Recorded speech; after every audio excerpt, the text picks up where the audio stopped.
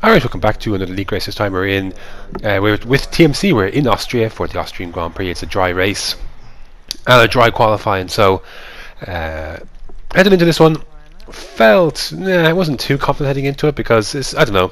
This track is pad heaven. Personally, that's my feeling. So we're going to fast forward here to the end of qualifying basically. This is my second lap on a set of super softs. I didn't want to set on the ultras if I could. We're in P9 at the moment and just haven't set a time, going for a second lap. Good run out of the final corner. So, and then across the line it's going to be P8 and 104.5 on super. So that was actually one of my best laps around Austria that I've done, honestly, because it was followed P9 in the end, same position as Matt, but we'll get promoted up a spot because Matt got a bullshit 5-place grid penalty for being ran into from behind. So yeah, just a good time. I was really happy with that. That was one of my better laps around Austria that I've done in this game. So to finish qualifying the top 10 on supers, I was really happy with that. I know you can do ultras to softs, but I'm not a huge fan. I prefer to use softs or supers to softs if at all possible. So anyways, the strategy, there you go. Lap 15 is our stop, and we'll see how we get on, shall we? Bit of fuel in the car, lots of straights here, lots of straight line speed needed. So I need dash. Anyways, here we go then for the start. 5 red lights, and away we go. It's a good start against Perpetuum. Gets a bit of wheel spin up behind Dobby. We're gonna have to be kind of boxing a bit though, because Dobby's kind of behind cars as well, so that's going to allow Perpetuum a good run on the outside. Technique Gaming's there as well. Perpetuum off the track joins again, and we're going to have a good run heading up towards turns 2 and 3. A bit of lag there. I almost flipping shot myself in that moment. Down the inside though on Perpetuum. Technique Gaming's there as well, but Perpetuum's just going to have the better exit, and I'm just going to, do I back out of this one? I think I just back into, I back into medium and standard and just settle in to the race and just try and go from there. So we're going to settle into P8 here to begin where we started. So look, can't complain with that. That's why I wanted to look. Holding station's always a good thing in the race. You know, it's not too bad.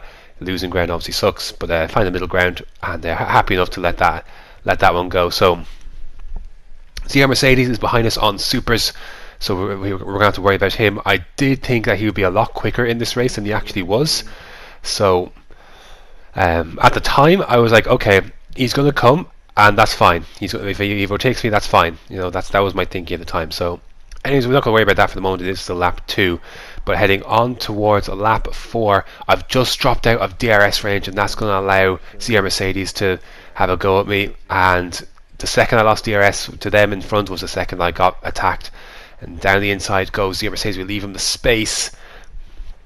So going to be side by side heading down the second DRS stage. I will not have DRS.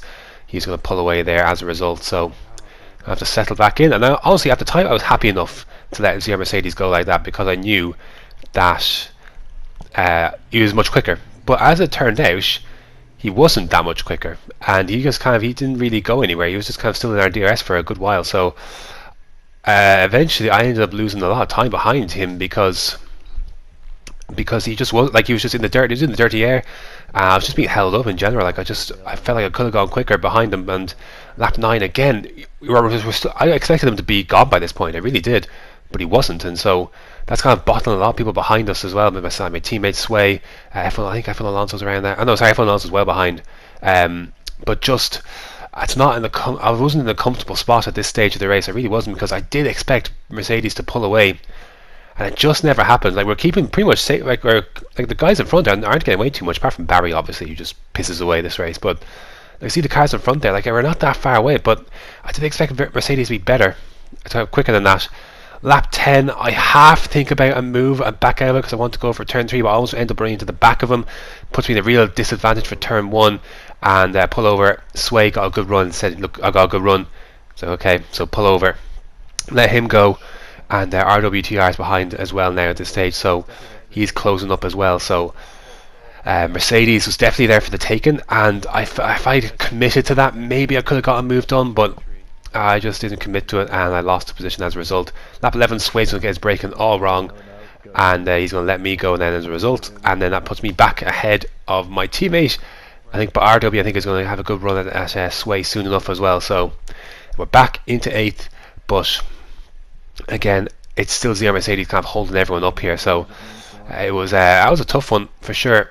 Lap 13 though, again we're gonna have RW right up our arse now. He's just, whether it was my supers or my run or whatever, at this stage of the race he was just much quicker, and didn't leave too much space on the outside, but he's gonna go for it, and he's gonna go for it, and I understeer a bit, lose the back end. He overtakes me off of the track, and he would actually receive a 10-second penalty for this at the end of the after the in the stewards report. So I wasn't happy with that move at the time because he's used the track limits to overtake me, whereas he could have just let me go. But there you go. That's him up into P2, but everyone's on ultras as pitted. So later that lap I decided I had enough of these tyres, and I was coming into the pits and to replace them for a set of softs. So off they go. I let my teammate know that obviously that I was going to come in one lap earlier than my scheduled stop. That's okay.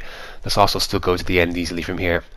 The ultras would have pitted a few laps ago. So anyways, it also offered me a good opportunity to undercut as well. That was more so why I did it, because I want to try and see if I could undercut RW and ZR Mercedes and see what I could do from that point of view. So we have no threats from behind or in front as such. There's no traffic in front. By that I mean, so we can just keep going and going and going on this lap, which is free to push. And here we go then, lap 15. The guys are in. We've got our Weiberg is in. We're going to get by him. Kevin Portugal just has an off sway, is in. ZR Mercedes is in, and it's not enough. There's ZR Mercedes. RW has stayed out, but there's ZR Mercedes. I haven't got the jump, so that's a tough one. Lap 22. What are we looking at here? So the gap is 2.2 seconds to ZR Mercedes, 5 points so behind my ahead of my teammate. RW did. I think he came out just in. He came out just behind ZR Mercedes, but they just kind of kept having a ding dong. So very quiet seconds into the race, they kind of pulled away. Lap 25, I got my third warning, and I was really upset by that, annoyed by that, because I felt like a couple of them were quite harsh. But there you go, that's a penalty then, and it's a frustrating because it's so inconsistent like that. Because there was a lap earlier in the race I did the exact same thing, didn't get a warning, but that one it did. So that's a tough one. But anyways, lap 29. Calsper's coming to the pits upon says supers, and he's just going to get by. That's nothing really I can do about that. Perpetuum had a moment off in front, and that's why he rejoined just behind that group of RW and ZR Mercedes. I'm not sure what happened to my pace the second phase of the race, but I was able to keep up with them on similar tyres. But these softs, I don't know why, just the pace disappeared. I fell way behind them in the end. I don't know why that was the case, but that was literally the race. Like they had a squabble up in front. But that was it. Like that was like, it was a very quiet second part of the race. Like it really was. After the first stint was quite busy, so I just brought the car home, and I'm going to finish P8 on track, and that's going to become P7 after the various penalties that RW had in the end. So the upshot was, if I hadn't got that 3 second, I would have finished 6th on track. But that's tough, I suppose. That's just how it goes. Yeah, it's a frustrating one. But anyways, Barry wins in the end. I think that's Barry's last race in Division 1. I think he moves on. He was too quick for this division, frankly, so wish him the best. Who else finished on the podium? I think Darren Sinclair finished the podium, and I can't remember who finished third or whatever. That's going to do it for round number 9 of TMC. Next up is Silverstone. That should be interesting. One of my favourite tracks in F1 2017, maybe not as much this time around, but it's W finished third. Okay, so there you go. So that's going to do it. P7, not too bad. Wish I hadn't got the penalty, but there you go, not my fault. The game is bullshit. So anyways, until next time.